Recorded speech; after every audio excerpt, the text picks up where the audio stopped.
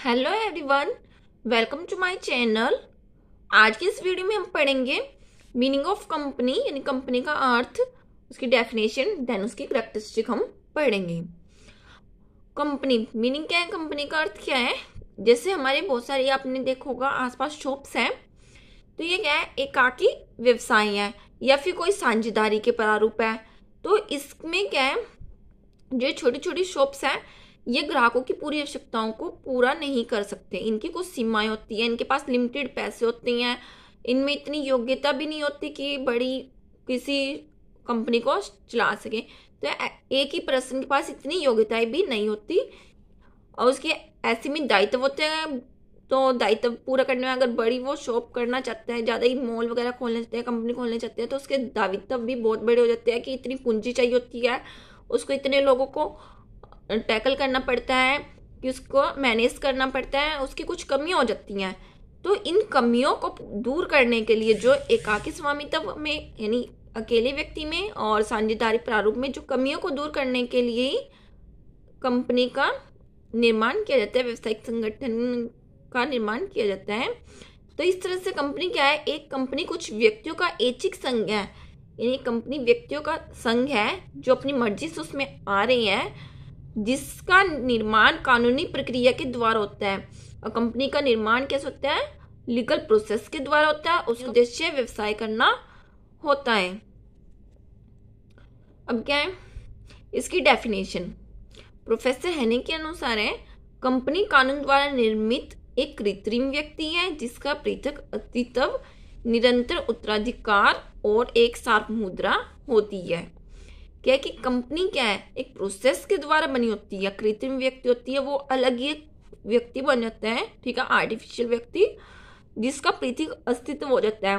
यानी जो हम अभी इसके फीचर में पढ़ेंगे ये सब की पृथक अस्तित्व होता है, निरंतर उत्तराधिकारी होता है और उसकी एक सार्प मुद्रा होती है। किसके अनुसार है ये, प्रोफेसर हेने के अनुसार। अब हम पढ़ेंगे इसकी विशेषताएं, करैक्टरिस्टिक क्या है। सबसे पहले हमने पढ़ा था कि एक पृथक वैधानिक अस्तित्व हो जाता है इसका, यानी कंपनी का जो अस्तित्व है उसके सदस्यों से अलग हो जाता है।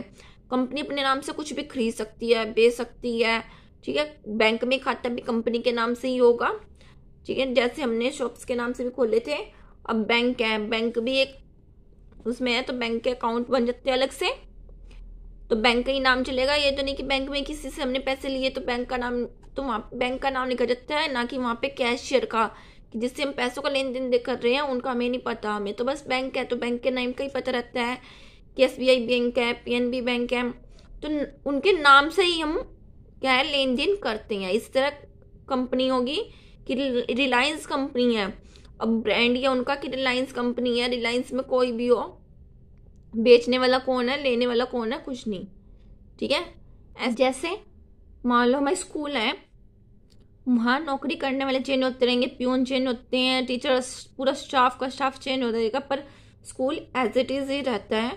तो उनका क्या है, टीचर्स का स्कूल का अलग अलग ऐसे है, ठीक है। मैनेजमेंट का प्रिंसिपल सर से भी कोई लेना देना नहीं है, टीचर्स से कुछ लेना देना नहीं है, प्यून से कुछ लेना देना नहीं है स्कूल का। तो उसमें वर्क करने के लिए आते हैं, वर्क करते हैं, चले जाते हैं, तो उनका पृथक पृथक अस्तित्व होता है। क्रय विक्रय मीन्स ऐसे ही कि उनका स्कूल के नाम से अकाउंट है, कि बैंक में भी करवा सकते हैं, कि स्कूल में हमने फीस अगर ट्रांसफर करनी है तो स्कूल के नाम से ही ट्रांसफर होगी, ठीक है। जैसे ऑनलाइन फीस ट्रांसफर करनी है तो स्कूल के नेम से ही ट्रांसफर होगी। जब वहां से कुछ बन के आएगा, वहां पे स्कूल के नेम लिखे होते हैं, रिजल्ट कार्ड वगैरह पे उन पे स्टैंप लगी होती है, तो स्कूल के नाम से ही सब आएगा। तो इसी तरह कंपनी भी अलग से अपनी तरफ से खरीद सकती है, मशीनें वगैरह क्रय करेगी तो कि हाँ इस वाली कंपनी ने खरीदा है, इतने रुपए खरीदा है, तो कंपनी का नेम लिखा जाएगा। नेक्स्ट है स्थायी जीवन। कंपनी के जीवन काल पर उसके सदस्यों का कोई भी असर नहीं होता, कोई अवकाश ग्रहण करता है, मृत्यु, पागलपन, दिवालिया कुछ भी हो जाता है, उसका कोई प्रभाव नहीं पड़ता। वो आते जाते रहते हैं, कि अंशधारी है जो कंपनी में आते जाते रहेंगे, कि आज इसका पैसा कंपनी में लगा हुआ, अगर इसने निकाल भी लिया तो कल को दूसरा उसमें लगा लेगा, ठीक है। शेयर इशू कर देंगे तो दूसरा उसमें लगा लेगा। इससे अभी बताया कि स्कूल में टीचर एक आई तो दूसरी आ जाएगी, एक गई दूसरी चली गई, ठीक है। प्रिंसिपल चेंज हो गए, प्यून चेंज हो गए, तो उसका कोई प्रभाव नहीं पड़ता उस पर, वो कंटिन्यू चलता रहता है। इसी तरह कंपनी भी कंटिन्यू चलती रहेगी। अब दुकान है, दुकान तो एक एक पर्सन ने कर रखी है, अगर वो क्लोज करना चाहे एकदम से बंद कर सकता है, अगर उसे कुछ हो गया तो पीछे कोई चलाए ना चलाए। पर कंपनी क्या कंटिन्यू चलती रहेगी, क्योंकि वो बहुत सारे व्यक्तियों ने मिलकर कर रखी है, ठीक है। तो अगर एक दो उसमें से चले भी गए कोई फर्क नहीं पड़ता, ये 3 कर लेंगे, जब ये 3 जाएंगे तो अगले 4 और उसमें ऐड हो जाएंगे। तो इस तरह से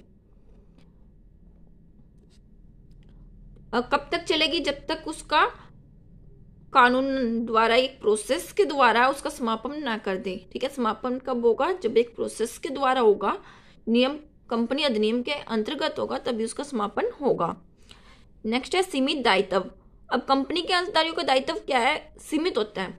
मीन्स अगर उसने 10 रुपए के 4 शेयर लिए हैं तो उसे 40 रुपए देने हैं, उसमें से उसने 32 रुपए दे दी है, ठीक है पहले ही, तो उसे बस 8 रुपए देनी है। कोई भी लॉस आ जाए, कितने मतलब देनदार ये चढ़ जाए, ठीक है, लाइबिलिटी बढ़ भी गई, तो वो 8 रुपए से ज़्यादा नहीं देने का, कि ये नहीं कहने का कि इसे हमें 100 रुपये देने हैं तो हमें 100 रुपये ही देने पड़े, नहीं, हमें 8 रुपये देने थे तो 8 रुपये ही हम देंगे कंपनी में, इससे ज़्यादा नहीं मांगाए जा सकते। फिर है कॉमन सील। एक कंपनी सार मुद्रा रख भी सकती है और नहीं भी। यदि वह सार मुद्रा रखती है तो यह कंपनी के सभी महत्वपूर्ण प्रलेखों पर अंकित होनी चाहिए। स्टैंप होती है, जैसे स्कूल के डॉक्यूमेंट पे स्टैंप लगी होती है, मार्कशीट वगैरह पे भी स्टैंप लगी होती हैं। तो यानी कि अगर कंपनी अपना कोई क्रय विक्रय करती है, उस पर स्टैंप लगी होती है, और उस पर जो स्टैंप रखता है अधिकृत व्यक्ति, उसके सिग्नेचर भी होती हैं, ठीक है। कॉमन सील वही होती है, जो स्टैंप होती है वो एक ही होती है, कंपनी का नाम उस पर अंकित होता है, जो सारे डॉक्यूमेंट पे लगेगी, जितने भी कानूनी डॉक्यूमेंट होंगे जरूरी होंगे। फिर है अंशों का हस्तांतरण है। कंपनी की पूंजी क्या है, शेयर कैपिटल में बंटी होती है, छोटे छोटे अंशों में बंटी होती है, और ये अंश अपनी मर्जी से ट्रांसफर कर सकती हैं। जैसे मैंने यहाँ बताया था कि किसी ने 4 ही अंश खरीदे तो वो 4 अंश बेच भी सकते हैं आगे। जैसे कि आपने सुना होगा शेयर मार्केट में, तो शेयर मार्केट में आसानी से इन्हें खरीदा बेचा जा सकते हैं। नेक्स्ट है प्रबंध का स्वामित्व से अलग होना।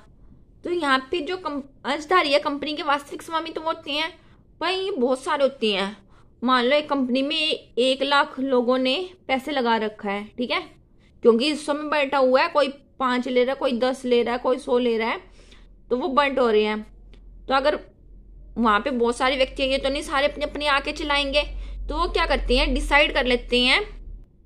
सो वे सब एक डिसाइड कर लेते हैं कि एक पर्सन को वहां पे वर्क के लिए लगा देते हैं कि हमारी तरफ से सारे काम ये देखेगा, बाद में ये हमें रिपोर्ट दे देगा।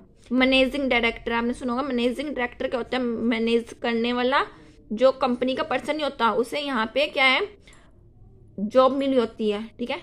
जॉब कह सकते हैं कि वो पूरे दिन के कंपनी के देखेगा, दिन प्रतिदिन के काम, बाद में वो उसकी रिपोर्ट अंशधारियों को दे देता है, उसके स्वामियों को दे देता है।